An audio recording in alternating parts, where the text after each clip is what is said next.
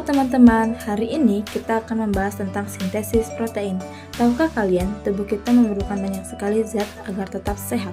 Salah satu yang diperlukan tubuh kita adalah protein. Proses pembuatan protein dikenal dengan sintesis protein. Mengapa tubuh kita harus melakukan sintesis protein? Karena protein mempunyai kendali penuh atas tubuh kita, di antaranya untuk transportasi zat. Pembentukan enzim berperan dalam kekebalan tubuh, dan masih banyak lagi. Untuk itulah tubuh kita sangat membutuhkan protein. Lalu, bagaimanakah proses terjadinya sintesis protein? Secara umum, sintesis protein terdiri dari dua tahapan, yaitu transkripsi dan translasi. Transkripsi merupakan proses pembuatan salinan mRNA yang berasal dari DNA, terjadi di nukleus atau inti sel. Sintesis protein adalah proses DNA menjadi mRNA dan mRNA menjadi protein. Dalam sintesis protein, kita akan mengenal 3 macam RNA. Yang pertama, mRNA meses atau mRNA duta yang berfungsi sebagai pembawa kode genetik atau kodon dari kromosom yang ada di dalam nukleus ke ribosom pada sitoplasma. Kemudian ada rRNA ribosom. rRNA yang berfungsi sebagai mesin perakit polipeptida yang bergerak ke satu arah di sepanjang mRNA. Yang terakhir, tRNA atau transfer tRNA yang berfungsi membawa asam amino ke ribosom. Istilah lain yang sering kita temukan dalam sintesis protein adalah sen, yaitu untai yang berperan sebagai pengode atau non-template, atau bisa disebut bukan cetakan. Kemudian ada antisen, yaitu untai yang berperan sebagai cetakan atau template. Kemudian ada kodon atau kode genetik yang dibawa oleh mRNA. Lalu ada antikodon atau triplet basa nitrogen yang terikat dengan mRNA. Kemudian ada promotor, yaitu titik awal atau tempat menempelnya RNA polimerase. Yang terakhir ada terminator, yaitu titik akhir atau pemberhentian proses transkripsi.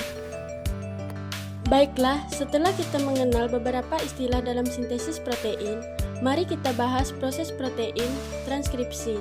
Teman-teman, proses transkripsi dibagi dalam 3 tahapan. Yang pertama, inisiasi atau permulaan, yang kedua elongasi atau pemanjangan, yang ketiga terminasi atau pemutusan. Selama proses transkripsi, DNA digunakan sebagai template atau cetakan untuk membuat mRNA dengan bantuan enzim RNA polimerase. Selama tahapan inisiasi, wilayah promotor berperan sebagai situs pengenalan untuk RNA polimerase. Pengikatan RNA polimerase akan menyebabkan kedua untai DNA membuka. Kemudian, terjadi proses elongasi di sepanjang untaian DNA cetakan atau antisense. Basa nitrogen DNA akan berpasangan membentuk mRNA, dan RNA polimerase akan menambahkan nukleotida dari ujung 5 aksen ke ujung 3 aksen pada RNA yang sedang tumbuh. Setelah RNA polimerase mencapai pada bagian terminator, maka proses transkripsi mRNA telah selesai. Kemudian, RNA polimerase, DNA, dan mRNA akan memisahkan diri satu sama lain. Untaian mRNA yang telah dibuat selama proses transkripsi terdiri dari 2 wilayah, yaitu ekson atau wilayah kode untuk protein dan bagian non-coding yang disebut intron. Bagian mRNA yang akan digunakan dalam proses translasi hanya bagian ekson, sehingga bagian intron dari mRNA akan dihapus. Proses penghapusan intron ini disebut intron splicing dan dilakukan oleh kompleks yang terdiri dari protein dan RNA yang disebut splisiosom. Kompleks ini akan menghilangkan bagian intron, lalu ekson yang berdekatan akan bergabung untuk menghasilkan sebuah untai mRNA yang utuh. Poin penting yang harus diingat dalam proses transkripsi adalah adenin pada DNA akan berpasangan dengan urasil pada mRNA. Timin pada DNA akan berpasangan dengan adenin pada mRNA.